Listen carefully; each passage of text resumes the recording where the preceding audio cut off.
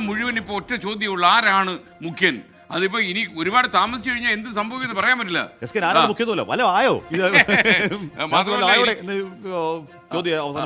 അതെ അതെ, ഇപ്പൊ നമുക്കൊരു കാര്യം ചെയ്യാം. പറവൂരിലെ VD സതീശന്റെ വീട്ടിൽ അദ്ദേഹം ഉണ്ട്. അദ്ദേഹത്തിന്റെ വീട്ടിൽ മുന്നിൽ നമ്മുടെ പ്രതിനിധി വിഷ്ണു സുരേഷ് ഉണ്ട്. അദ്ദേഹത്തിന്റെ ഓഫീസിലാണ് VD സതീശൻ ഇപ്പോൾ ഉള്ളത്. അതിന് മുന്നിൽ നമ്മുടെ വിഷ്ണു സുരേഷ് എത്തിയിട്ടുണ്ട്. വിഷ്ണു, അവിടെ എന്താണ് വിഷ്ണു നടക്കുന്നത്? ഒരുപാട് പ്രവർത്തകർ അവിടെ തടിച്ചു കൂടിയിട്ടുണ്ടോ? ഇപ്പോഴുള്ള അവസ്ഥ എന്താണ്? അവിടെ റോഡൊക്കെ ബ്ലോക്കായി കഴിയും, വണ്ടികൾക്ക് പോകാൻ കഴിയുന്നില്ല എന്നൊക്കെയുള്ള വിവരങ്ങൾ വരുന്നു. എന്താണ് വിശദാംശങ്ങൾ?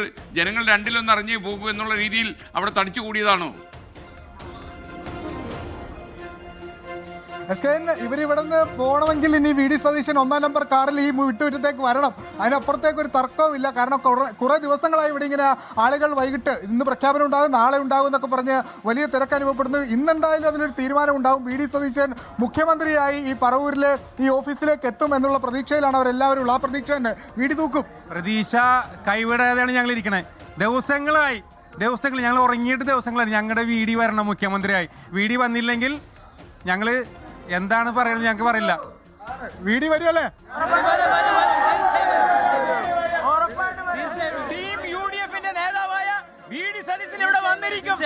തീർച്ചയായിട്ടും 1-ാം നമ്പർ കാർ പറവൂരെത്തിയിരിക്കും.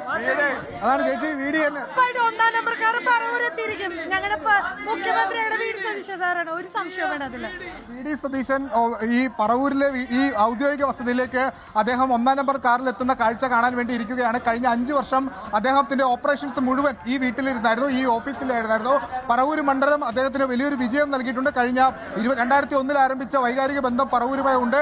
ആ ബന്ധം ഈ ആളുകളുമായി ഉണ്ട്. അവർക്കൊരൊറ്റ ആവശ്യം മാത്രമേ ഉള്ളൂ, UDFന്റെ സർക്കാർ നയിക്കേണ്ടത് അത് VD സതീശനാണ്. VD സതീശൻ മാത്രമേ അതിന് അർഹതയുള്ളൂ എന്നാണ് ഈ കൂടിയിരിക്കുന്ന ആളുകളൊക്കെ പറയുന്നത്. അതിന്റെ ആവേശം അതിന് പരകോടിയിലേക്ക് എത്തുന്നു. ഇനി അല്പസമയം മാത്രം, ഉദ്യോഗജനമായ നിമിഷത്തിന് ഇനിയിപ്പോൾ അല്പസമയം മാത്രമാണ് ബാക്കി. പ്രഖ്യാപനം ഉണ്ടായ വലിയ ആഘോഷങ്ങൾ ഇവിടെ ഉണ്ടാകും. പടക്കം പൊട്ടിക്കൽ, അതൊക്കെ നിമിഷത്തെ നമ്മൾ എങ്ങനെ കാവ്യഭാവനയോടെ കാണും എന്നുള്ളതാണ്.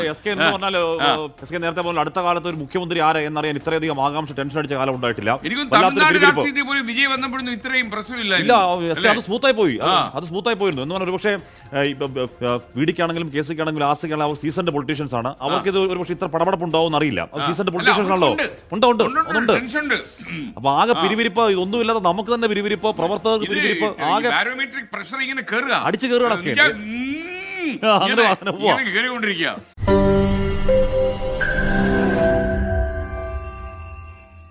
ലോകത്തെവിടെയായാലും ഏത് സമയത്തും 24 വാർത്തകളും ഓഗ്മെന്റഡ് റിയാലിറ്റി പാക്കേജുകളും എക്സ്പ്ലെയിനറുകളും വിശദമായി കാണാൻ ഞങ്ങളുടെ YouTube ചാനൽ നിങ്ങൾക്ക് സബ്സ്ക്രൈബ് ചെയ്യാം.